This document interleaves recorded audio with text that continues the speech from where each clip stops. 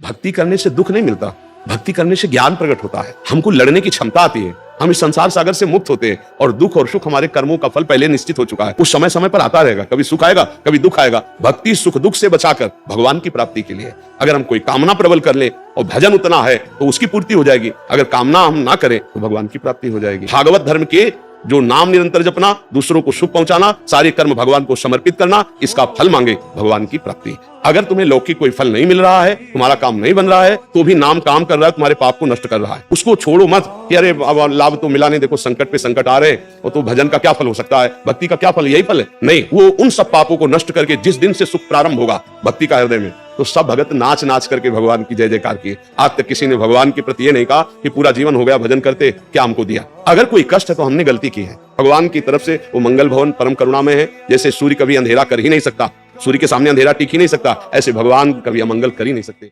मत्तः परतरम नान्यत् किंचिदस्ति धनंजय, ये बात इतनी जोर की है, हम कैसे ये जीवन मुक्त कर देगी।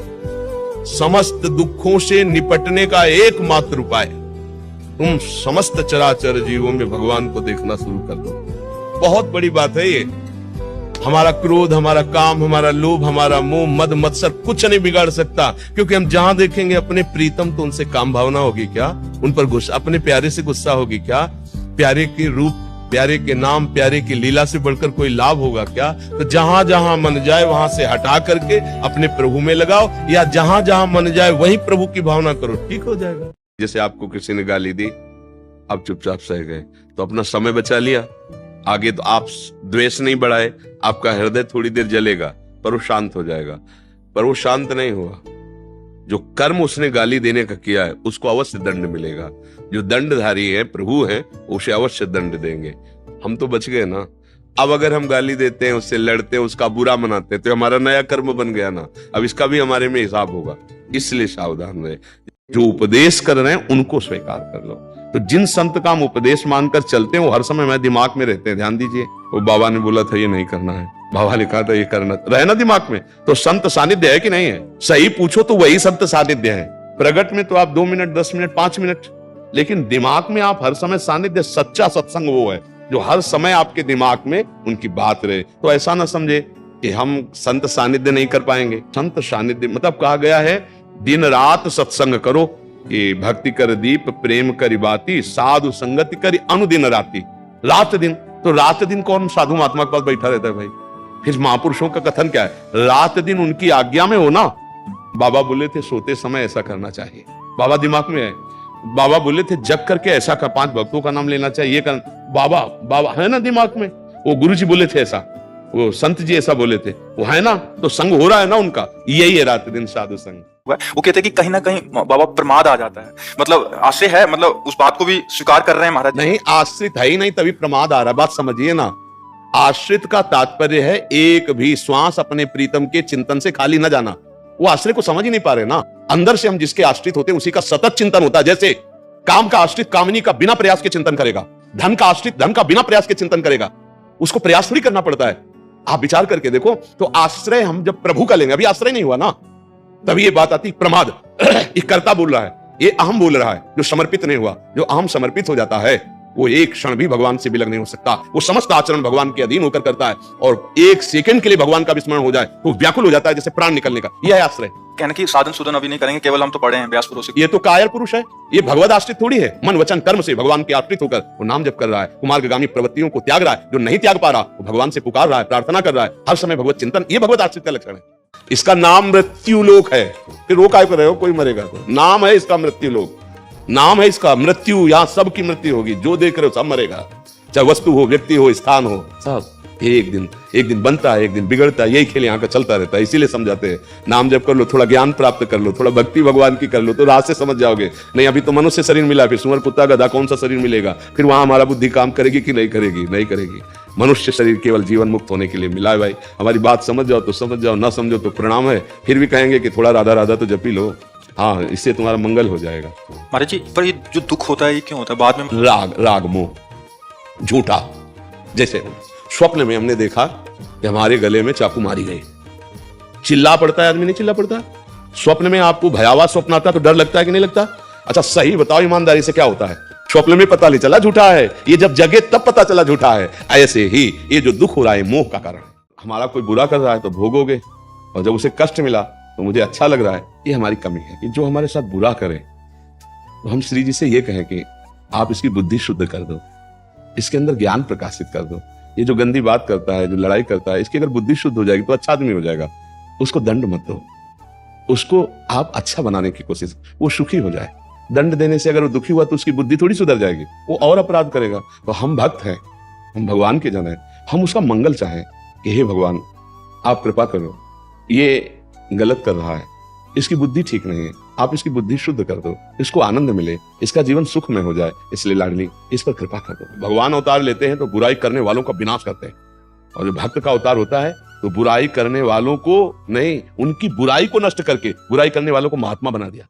अगर हमें बाहर से कोई या घर में ही कोई हमारे चरित्र पर बात आती तो फिर हम सहन नहीं करेंगे। जैसे हमारे परिवार का कोई सदस्य हमारे जब चरित्र पर जिसका अधिकार नहीं है और वो गलत दृष्टि रख रहा है, तो यदि हम उसको एक दो बार प्रार्थना कर देते हैं फिर भी नहीं समझ रहा है, तो दंड ही उपाय होता है ऐसी मनोवृत्ति को रोकने के लिए। अब जैसे घर में पति है, पति के परिवार के जन हैं, कुछ ऐसी बातें हैं जो समस्याएं घर गृहस्थी की होती है, उनको हम सहते हैं। मालूम मेरे अनुकूल पति वस्तुएं नहीं दे पा रहा है तो हम उसको सह जाते हैं कि हमारा प्रारब्ध भोग है। दूसरे हार पहनते हैं, अच्छे अच्छे वस्त्र पहनते हैं, मेरे पति के पास ऐसी सुविधा नहीं, तो हमको प्यार से मिलकर नमक रोटी खा करके हमें जीवन गुजारा करना है। हमको पड़ोस में नहीं देखना कि उसकी पत्नी के पास वो हार पति ला के दिए। ऐसी परिस्थितियों में, या जैसे सास ससुर हैं, उनका थोड़ा कटु व्यवहार है और हमारे पूज्य हैं, हमको उनकी सेवा की भावना रखनी है, हमको सहना है। अगर वो निंदा करते तो हमको सहते हैं। जैसे धर्म के विषय में, इष्ट के विषय में, राष्ट्र के विषय में, चरित्र के विषय में कोई गुंजाइश नहीं सहन करने की। इसमें नहीं आएगा कि भगवान का अंश है, भगवान है और मैं ऐसा कहती तो मेरी भक्ति बाधा पड़ जाएगी। नहीं, सामने वाला यदि अधर्म आचरण करते हुए आ रहा है तो उसके लिए दंड रूपी पूजा अत्यंत आवश्यक है। कभी भाषा में अहंकार ना होना चाहिए, ये ध्यान रखना। कहीं भी बात करो तो यही दरबार दीन को आदर रीति सदा चली आई, अहंकार नहीं आना, इसमें अहम स्फुरित हो जाए। मुझे अटूट प्रेम श्री राम जी से, ये अंदर का विषय, पानी से अरे कहा दो चार माला घुमा लिया, या भगवान के क्षेत्र में कोई हम प्रेमी है, प्रेमी जन को बड़े बड़े महापुरुष, हम तो अधम जीव हैं, लगे हैं। अब कभी आप संतों की कृपा हो जाए, कभी भगवान की कृपा, वो बात अलग है। अब तो हम तो ऐसे बोला जाता है, धनी आदमी अपने धन को छुपा के बात करता है, नहीं चोर ले जाएंगे। काम क्रोध लोभ मोह मद ये बड़े ठग हैं, फिर देखेंगे अटूट प्रेम है कि नहीं। एक झटके में अपने लोग ऐसे बलवान है, एक झटके में मुंह भरा गिर जाएंगे। अगर दैन्यता ने अहम आया तो प्रेम का परिचय ही नहीं मिलेगा। प्रभु को अहम पसंद नहीं, सुनो राम कर सहज स्वभाव जन अभिमान रखेगा। समझ गए? क्या जिंदगी भर के पुराने भी पाप कर्म इस उम्र में खत्म हो सकते हैं? बोया गलत है तो अब अच्छा कैसे मिलेगा, राह दिखा दो।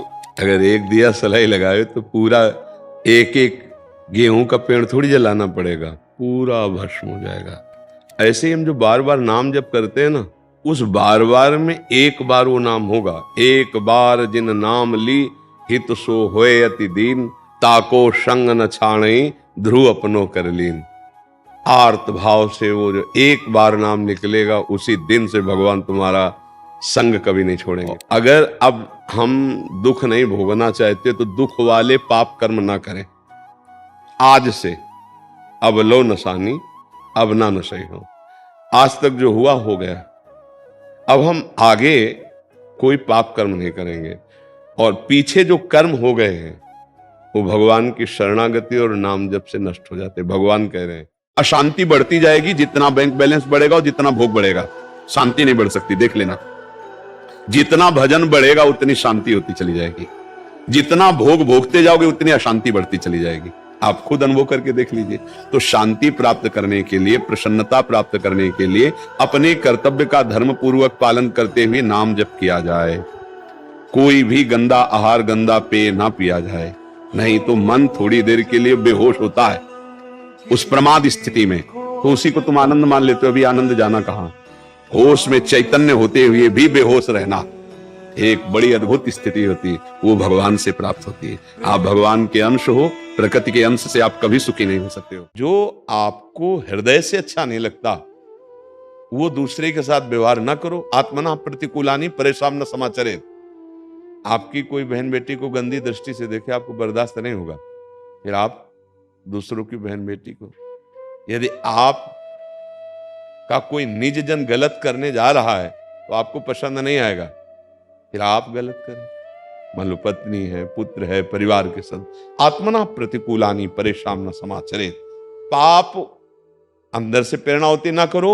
दूसरी बात, हम सब जो हमें पसंद नहीं आता वो हम दूसरे के साथ बर्ताव ना करें। ये आत्मना प्रतिकूलानी परेशान न समाचरित, सब शास्त्रों का सार इसी में। हम दूसरे का हित करें, दूसरे का मंगल करें, अपनी इंद्रियों को शासन में रखें। हमसे कोई पापाचरण न हो जाए तो गुरु की आज्ञा संपूर्ण गीता, संपूर्ण भागवत, संपूर्ण शास्त्र है और वो आपके हृदय में स्फुरित होने लगेगा। मन की लड़ाई लड़ पाना बहुत कठिन होता है। मन की मार बहुत बुरी होती नहीं। वो ठान ले कि आज हमको पानी पूरी पानी, और 1000 बार आपके सामने पेश करेगा। उस ठेलिया में खाया था ना, बहुत स्वादिष्ट था, पूरी पानी पूरी, उसका स्वाद 1000 बार, और आपको 1000 बार ना कहना होगा नहीं नहीं, और वो चलाएगा। अब इसको सह जाओ तो भजन बन जाएगा। अब ये लगेगा धरो माला पहले पानी पूरी पालो चल करके वकील कहता है। ऐसा है इसका स्वभाव, इसका प्रभाव भी ऐसा है। गोपाल जी तुम देखना, माला पहले हम पानी पूरी पा के आते हैं ठलिया से। ऐसे ही हर भोग की हट करता है, बड़ी हठी स्वभाव का है। अब आप अगर इसकी चाल पे आ गए कि जब ये मन कह रहा है तो यार एक बार ऐसा कर लेते हैं, शांति से भजन करते हैं, मार देगा मार देगा। दुख को सहना सीखो, सुख में भूलो नहीं और दुख में भूलो नहीं। कुछ क्षण के लिए दुख है, रात्रि है तो दिन आएगा, और दिन है तो भूलो नहीं, रात्रि आने वाली। इन दोनों से हम ऊपर उठें, दुख सुख से ऊपर उठें।